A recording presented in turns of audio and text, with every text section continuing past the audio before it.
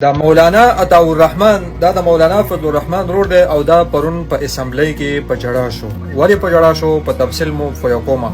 دا بل طرف ته مولانا فضل الرحمن سره دا د مولانا فضل الرحمن زوی دی، دا چرته ډاکوانو ماکوانو رانیولی او بیا په سوالونو او په منتونو باندې ځان خلاص کړی دی.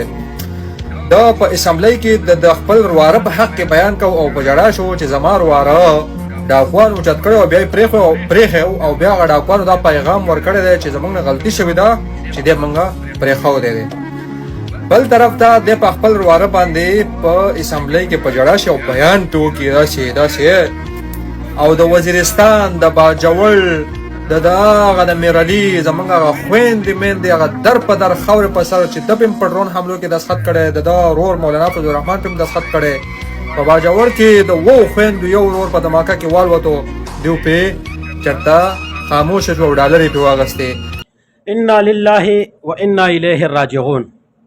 ګوره ملګریا، سبا له به مړ پروت دی، خوله به دې وازتلی وي او بیا به چې دی د دې دروغو به درنه تپوس کېږي، دا کمو دروغو الزام چې تا په مولانا فضل الرحمن صاحب او د هغه په ورور باندې ولګو. که چرې چا هم دا ثابته کړله چې مولانا فضل الرحمن صاحب په ډرون حملو دستخط کړی دی او ډالر یې اخیستي دي، نو زه به په هغه ورځ باندې د مولانا فضل الرحمن صاحب په خلاف کې ویډیوز جوړوم او بیا به چې دی زه دې میدان ته په خپله روزم. زه به بذات خود د جمعیت علما اسلام د دغه علما کرامو به زه داسې مخالف جوړېږم چې داسې به یو یوتیا هم نه وي جوړ شوي لکه څنګه به چې زه جوړېږم. خو که چا دا په دلایلو سره ثابته کړله او په ثبوت سره یې ثابته کړله، په بکواساتو سره هرګز نه. داسې ته وې چېره نن د ده زوی ګیر شوی دی، په هغې باندې ده وجړل. نو د خدای ظالمه د مولانا فضل الرحمن صاحب یا د هغه د رور بیانات تاسو مخکې نه دي اورېدلي چې په دغه اسمبلی کې د دغه قبایلو او د دغه د چې کوم پاټه انضمام شوی دی چې عمران خان کړی دی او دا یې صوبه ته ضم کړه، د دغې په خلاف باندې څوک و؟ دغه مولانا فضل الرحمن صاحب و. د دغه اپریشنو خلاف، کم اپریشن چې پوجي اپریشن وي او هغې کې زمونږ د پاټه تورسرې او زمونږ میندې خویندې کرو کور شولې، د دغې په خلاف کې څوک و؟ مولانا فضل الرحمن صاحب و. د دغې پاټه د اپریشنو خلاف، د دغې کې د بدامنۍ خلاف که چا اواز چوت کړی دی او چا چې دی ورسره په غم کې ځان شریک کړی دی، نو د مولانا فضل الرحمن صاحب نه بل غټ غمخوار د پاټه د دغه وزیرستان، د دغې باجوړ، د دغې میرعلي، د دغې لکی مروت بل غمخوار ما نه دی لیدلی لکه څومره چې مولانا فضل الرحمن صاحب دی. حتی چې دغه وزیرستان ته مولانا فضل الرحمن صاحب تللی دی، جلسه یې کړې ده.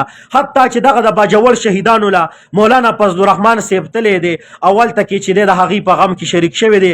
دغه د مریضانو اسپتالونو باندې چې دی بیا دغه کم شهداو کم مریضانو په اسپتالونو کې هغه باقاعده اسپتالونو ته ورغلی دی او ګرځېدلی دی پې، نو هغه مولانا فضل الرحمن صاحب دی. ما خو بل لیډر داسې ونه لیده چې هغه لاړ شي او د خپل ورکر دغسې تپوس وکړي چې اسپتال کې ورته په سر لاس راخ کړي او د هغه ځای نه په سرو سترګو په جړا باندې راوځي. تاسو د مولانا صاحب زړه ته کتلي دي د خدای ظالمانو چې تاسو په هغه باندې دومره غټ الزام لګوئ. تاسو به هم سبا له مردار پراته یې خولې به هم چینګې نیولې وي. د دې ګناه به چې دی تاسو چې دی د دغې چې کوم الزامونه مو لګول او کم خلک ستاسو په خوله باندې دوکه شول او هغې چې دی به مولانا فضل الرحمن صاحب باندې به د دې نه بد کنځلې کوي، نو زه د هغې ګناه کې هم تاسو سوشل میډیا والا چې کوم د دروغو الزامات لګوئ او د دغې دروغو نه منې کېږئ، تاسو به په ورځ د قیامت د دغې جواب ورکوئ. سله چې دی د خدای او د رسول نه یریږئ، سله تاسو په صراط المستقیم نه روانېږئ. ولې چې دی نو تاسو دومره د دې علماو نه نفرت کوئ چې او د خلکو په زړونو کې هم ترې نفرت پیدا کوئ؟ څه کار یې در سره د ظلم کړی دی؟ ولې پې د دروغو الزام لګوئ؟ اخر څه بدیت یې څه ذاتیت یې در سره شته؟ هېڅ کلم نشته دی. او ته چې وې چې مولانا فضل الرحمن صاحب د دغې پاټه په خلکو په حق لس اواز نه دی پورته کړی، نو زه درته یو کلیپ لګوم چې دقه لکي مروت کې چې دا نن طالبان دي او د دغې چې دی لکي مروت ته دقه طالبانو په دور کې لاړ او بیان یې کړی دی، نو راشه دا را سره لږ واوره. آج یہ انسانوں کا سمندر، یہ بحر بے کنار،